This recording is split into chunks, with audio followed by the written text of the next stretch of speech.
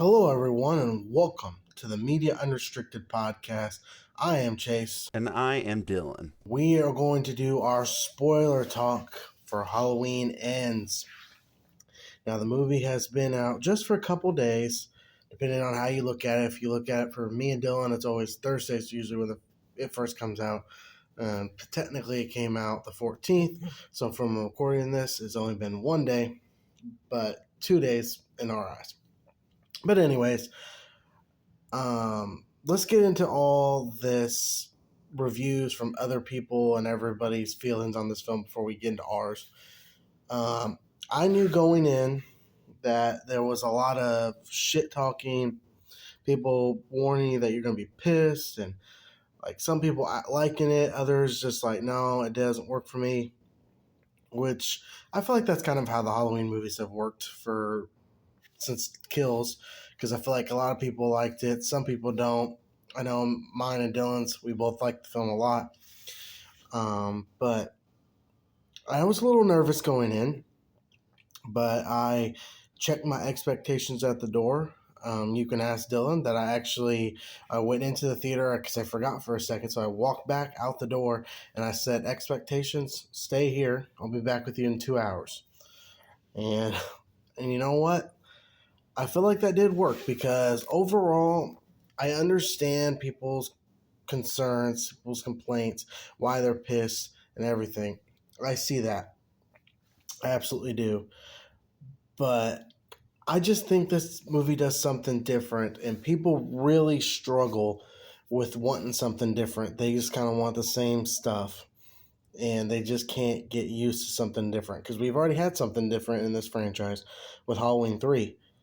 Nobody likes that film, but really, you really should give it a rewatch because I think you might change your opinion because it's actually a pretty solid film. So, but people just don't want change, and the big change, it's definitely, it can impact your viewing. But like I said, it just, you gotta let yourself have change, let something go different. And overall, like I said, you can really like this film because I definitely do. I think it's a really good film. I have seen it 3 times, once in theaters on Thursday evening in IMAX and 2 times on Peacock. And every single time I notice I enjoy it more on the other viewings I've had. So it's just, let yourself enjoy something a little bit different. And you might be surprised, you might enjoy the film. Dylan, let me get your quick review on thoughts on all of that and your thoughts before we get into actual spoiler talk. So, Dylan, what is your thoughts? Well, I agree with you about that. You have to check your expectations at the door because they did come out that they did say that some people are going to be mad with the movie and with the ending and all that stuff. And I do agree with you. I really, really enjoyed it. There have been people online that I've seen who, like almost everybody I've seen online, like the online people on YouTube who do movie reviews and stuff, they all hated it. Even channel Real Rejects, Greg Alba, he posted that, going off of what you were saying about how you can do something new and like innovative or new and something unique.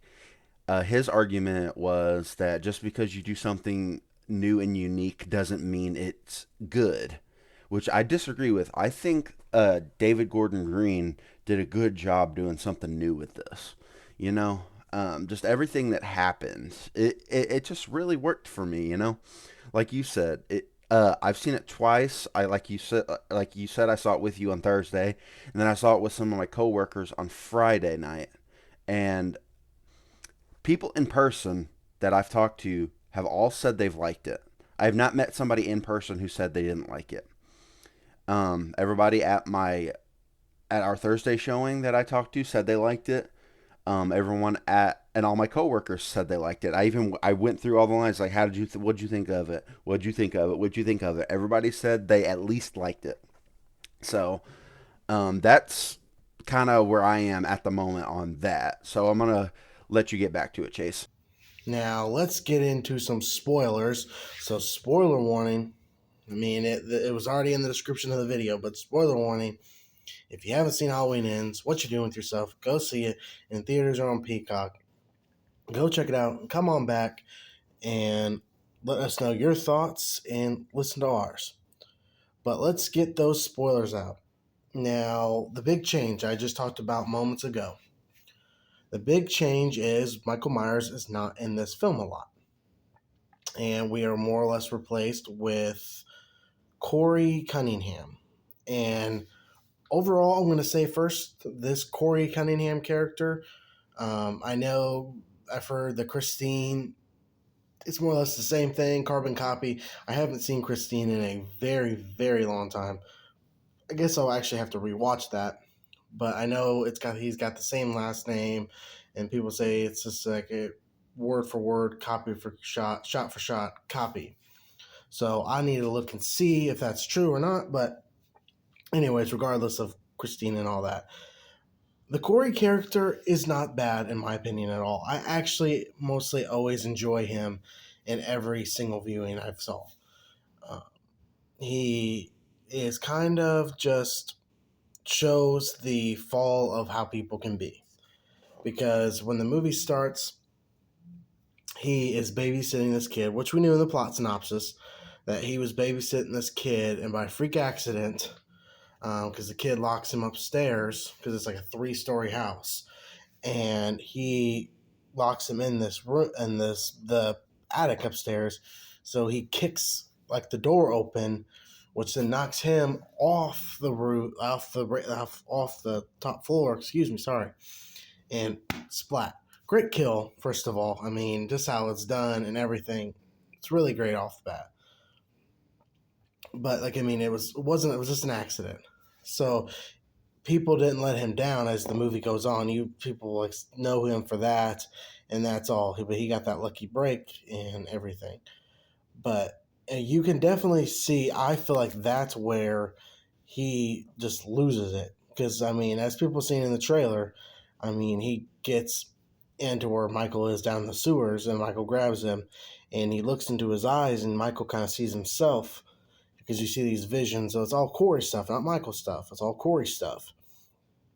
But I think what some people I've heard say that more or less Michael transferred his powers, like his stuff, into him and all that. But I don't fully agree with that. I just think Michael kind of sees that this guy has got bad intentions. And you see right as he gets out, he kills that homeless guy who says, "How did you escape?" Because, I mean, more or less saying, "How did you escape?" And I've been bringing people down there for 4 years to keep him eating and, I mean, alive and everything and not causing a rampage. But you just see this descent in a person by the bullies, like the band bullies. Yes, the marching bands can be bullies too, folks. But you just see this madness come into him. And then that's when, toward about the middle, he goes down to the sewers, and somehow, I guess, because let me get back to this one though. Michael is losing, I guess, his powers. I guess you could say, I don't know, losing his strength, however you want to look at this. Excuse me. He, like, whenever, because Corey brings this guy down to the sewer to kill him, because he goes on a date with Allison, and like he's an asshole. He tails him and everything. He designed it all right, but you can see Michael is just kind of like, he's just like tough. I mean, he's not tough at all. I mean, looks like he's been through hell. But I mean, as he's killing him, you see him shaking, and I've heard people not really like that, but I understand what the point of it is. He's gaining more or less his strength and powers and everything back to kill. He feeds off killing people. That's how he can keep being shot, being stabbed, being whatever, and keep on fighting back. Is because he can kill. That's what keeps it going. And you see, I mean, like Corey does the copycat, takes the mask from Michael, and goes on the rampage, just killing those 4 bullies, the radio DJ, and his mom, like we seen in the picture that they didn't actually see. So hopefully we get like an extended cut or something, and we could see a lot of this good stuff. But he goes off and kills these people. And I am going to say, first off, I saw someone else say the same thing, and I believe Dylan may be able to say the same thing too. The, oh, what do you call it? The the car, where all the cars in it held and everything, where Corey works, where the bullies go, he fucking mortalizes these kids. I mean, one person gets a wrench to the head. The other one looks like a screwdriver in the eye, maybe. Someone can tell him, make sure that's what it was. And the fence, he like gets in the tow truck and runs into the fence and knocking like the girl. And then, like as you see in the trailer, where he stomps her head, which isn't as good as Dr. Sartain from Halloween 2018, and then runs her over. But I left out one of the best kills. This is awesome.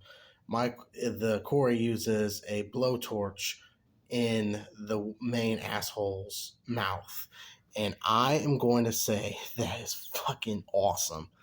That was awesome. You feel it. You just, oh my goodness, I was not expecting it. That was cool. And he kills like his mom. Like we see, like he stabs her more or less on that one. You don't see it, but if you see in the picture, or she's using like a pillow, you can see it's like he's more or less she's being stabbed. And then he goes to kill the radio DJ, and damn, he does a good one there too. He grabs his head and slams him up against the disc, the record player, excuse me, and he just busts his mouth, and you see the tongue just like, I mean, that was a cool effect. And then he cuts off the dude's tongue. Oh my goodness, so good, so good. And it's just like the record just hitting that, and like, there are some fantastic kills, but it does suck. Yes, no, we don't get a lot of Michael here, because then after that, then Michael does show up when Corey goes to kill Lori, and she calls it a suicide. And you think whenever he gets to the door, because they're like, poof, and like, but it's pumpkin like juice or whatever you want to call it, the inside of a pumpkin goes on the wall, and they make you think she shot herself. But and she goes, "Do you think I really shoot myself?" And then she shoots Corey off the top, and he goes down. And then that's when Michael shows up, takes back the mask, kills Corey by twisting his neck, and then the fight is on. I'll get back to that in a minute. But overall, first impressions, I believe, for Corey, he's really pretty good. He's not as bad as people say. I mean, I think people just want Michael and Lori, which is great. Yes, we do need more of that.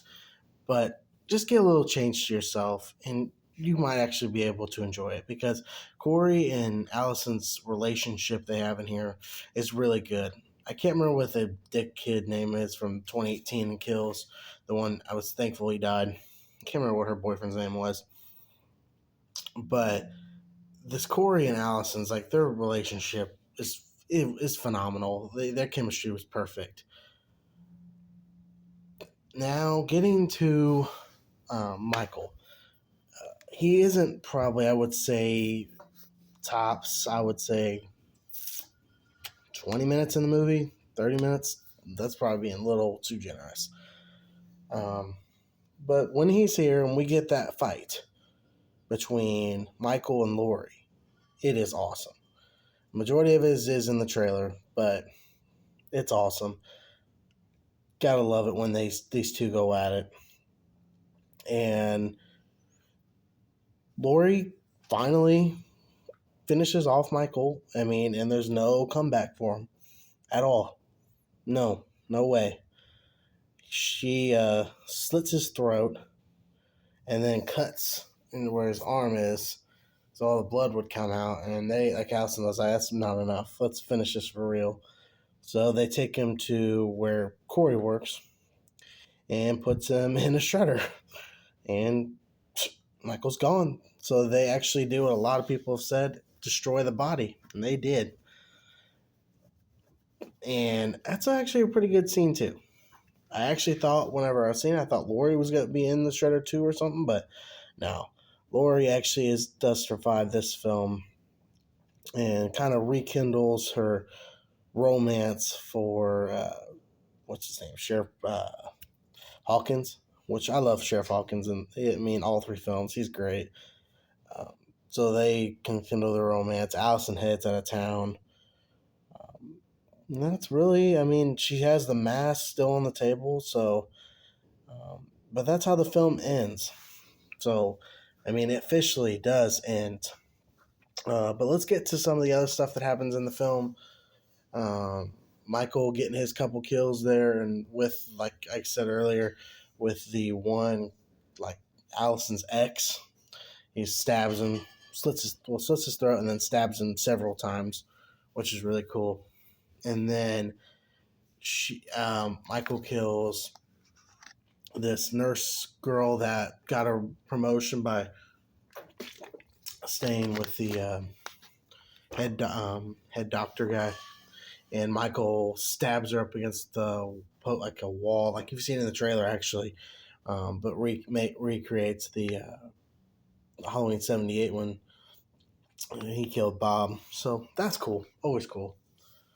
But I think if I have to get some problems out, they're more or less small nitpicks. First, they rush it all at the end. I mean, you feel like it's just like all these kills, all bam, there you go. It's at the end there, which I guess in some way is fine, but I guess it's just like I wanted more. I guess sometimes there again, it's that trailers can really haunt you because they did show majority of these kills in the trailer, but it didn't change my opinion on them. I still think they're great. Not being enough Michael, I definitely can understand it. I would love to see more, change it up, but it's fine.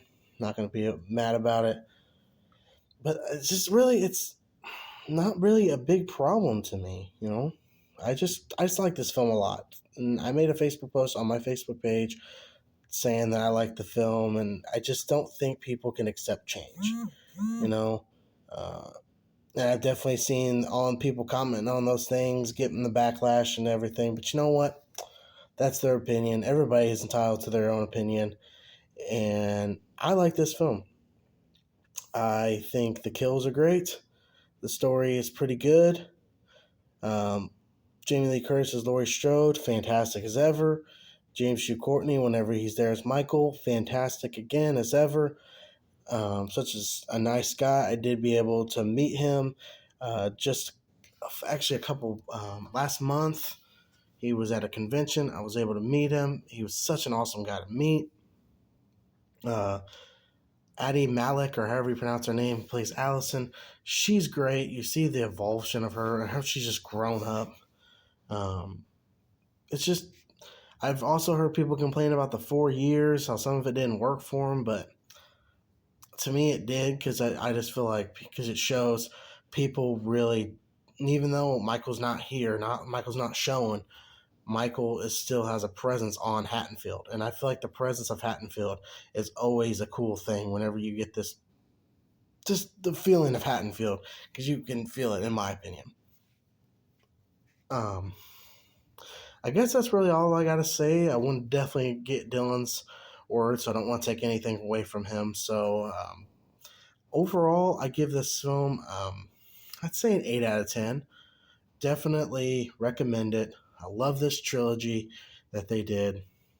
And I hope people maybe can just give the movie another chance. Think about some of what people have said. Just go in with your own thoughts. Expect a little bit of change. And I hope people can just like this film. Because it is worth it. And this has been a great trilogy.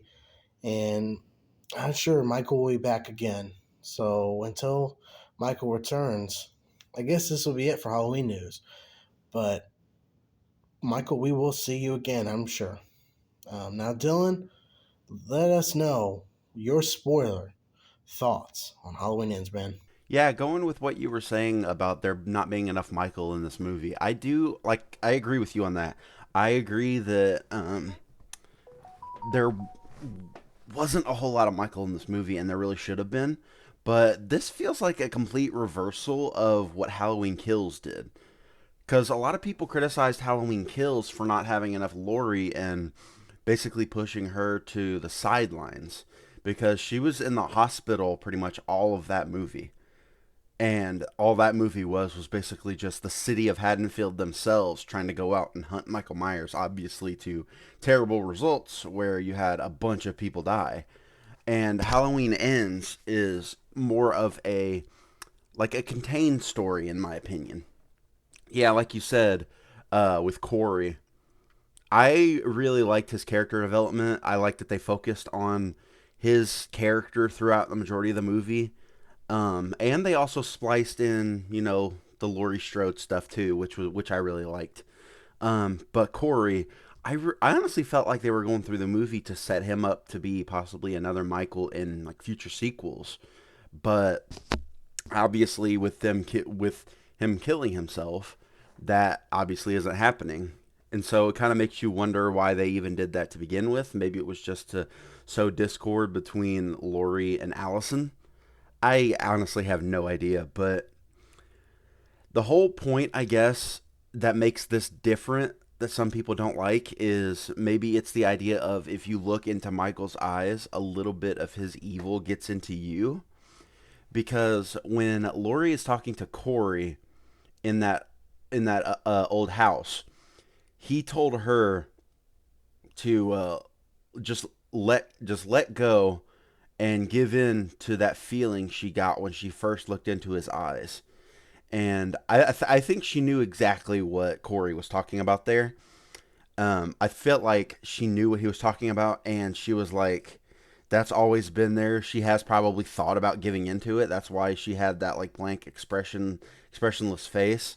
But she always was strong enough to overcome it, and strong enough to overcome that evil, especially if that a little bit of that evil's inside of her. And I thought they really did Allison well in this movie too.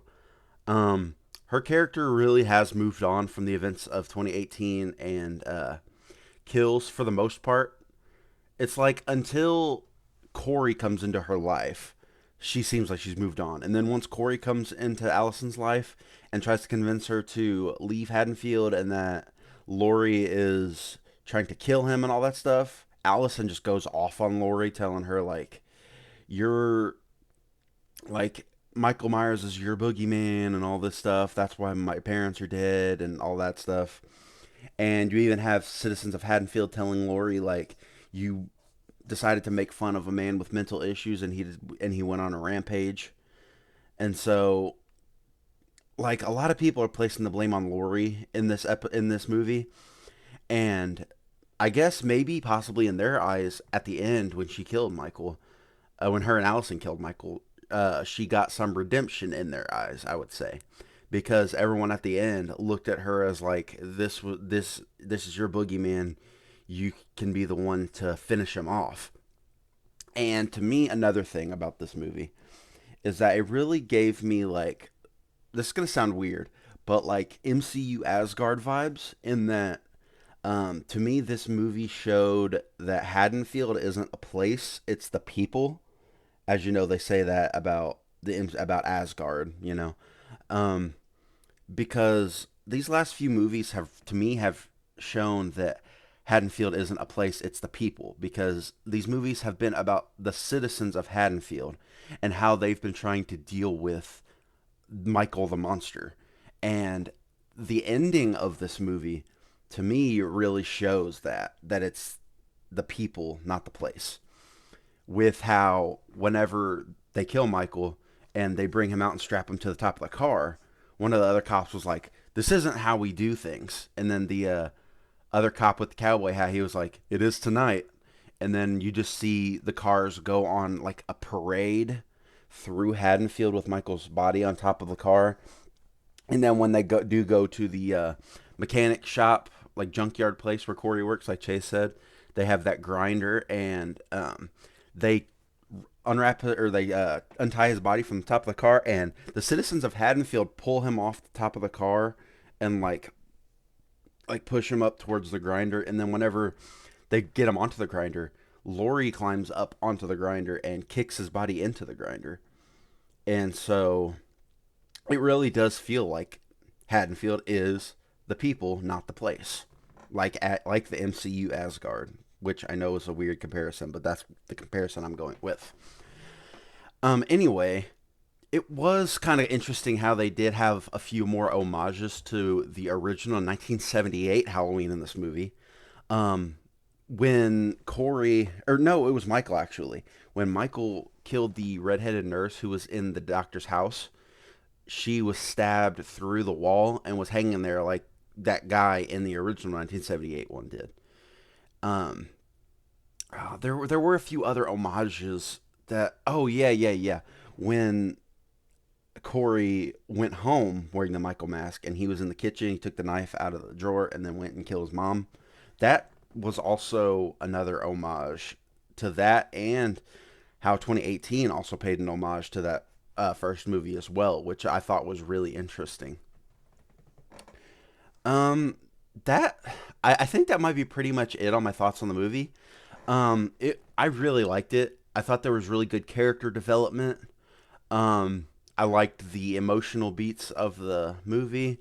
There was nothing that really made you cry or anything, which I'm thankful for because whenever something makes me cry, I cry like a bit. I cry like a little bitch. But yeah, I had a really fun time with this movie, and I do see, like Chase said, how people can hate it, but I thought it was a fitting end and conclusion to the Halloween franchise.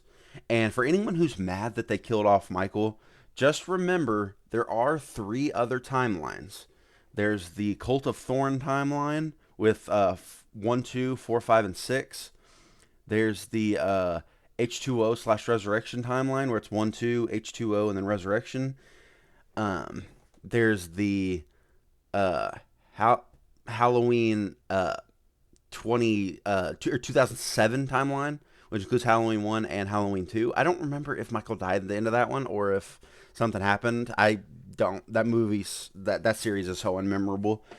But yeah, you still have three other timelines, and I don't know if he, like I said, I don't know if he died in Halloween 2 in the Rob Zombie one, but in the H2O timeline and the Cult of Thorn timeline, I'm pretty sure he's still alive. So that's up to you if you still want to be mad at this one. This is just another interpretation of another timeline that someone wanted to make.